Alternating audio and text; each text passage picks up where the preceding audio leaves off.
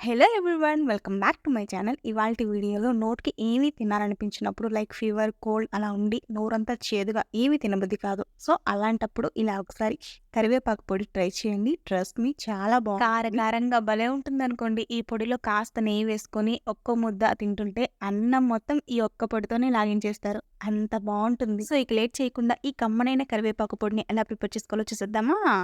దీనికోసం కడాయిలో 1 స్పూన్ దాకా ఆయిల్ యాడ్ చేసుకొని 3 టేబుల్ స్పూన్ దాకా ధనియాలు, 1 టేబుల్ స్పూన్ దాకా జీలకర్ర, 3 టేబుల్ స్పూన్ దాకా మినపప్పును యాడ్ చేసుకోవాలి. ఇప్పుడు మంటను లో ఫ్లేమ్లో పెట్టుకొని వీటన్నింటినీ దోరగా ఫ్రై చేసుకోవాలి.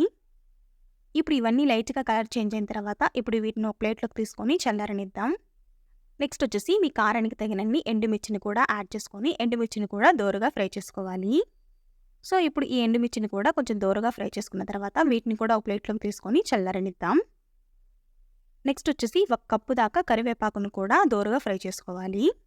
నేను ఇక్కడ వచ్చేసి పచ్చి కరివేపాకును తీసుకున్నాను. మీరు కావాలనుకుంటే ఎండు కరివేపాకునైనా తీసుకోవచ్చు. ఇప్పుడు ఈ కరివేపాకు కూడా కొంచెం క్రిస్పీగా అయ్యేంత వరకు ఫ్రై చేసుకోవాలి.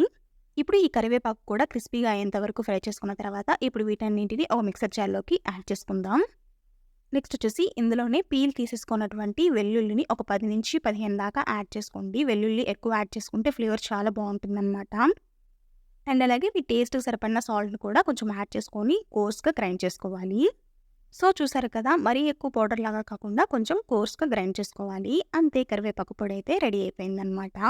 మీరు కూడా ఒకసారి నోటికి ఏమీ తినాలనిపించినప్పుడు లైక్ ఫీవర్, కోల్డ్ అలా ఉండి నోరంతా చేదుగా ఏమీ తినబుద్ధి కాదు. సో అలాంటప్పుడు ఇలా ఒకసారి కరివేపాకు పొడి ట్రై చేయండి. ట్రస్ట్ మీ చాలా బాగుంటుంది. కారంగా భలే ఉంటుందనుకోండి. కాస్త నెయ్యి వేసుకొని ఒక్క ముద్ద తింటుంటే అన్నం మొత్తం ఈ ఒక్క పొడితోనే లాగించేస్తారు. అంత బాగుంటుంది. ఈ కరివేపాకు పొడి మన హెయిర్ గ్రోత్ కానివ్వండి అండ్ అలాగే మన హెయిర్ బ్లాక్‌గా అవడానికి కూడా చాలా బాగా హెల్ప్ అవుతుందనమాట. ఈ కరివేపాకు పొడిని పాలింతలకి పథ్యంగా కూడా చేసి పెడుతుంటారు. చాలా బాగుంటుందనమాట. ఒకసారి తప్పకుండా ట్రై చేయండి.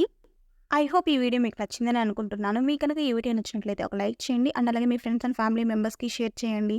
Finally, don't forget to subscribe to my channel. Don't forget to hit the bell icon and అలాగే ఈ వీడియోని ఎండ్ వరకు చూసిన ప్రతి ఒక్కరికి థ్యాంక్ యూ సో మచ్.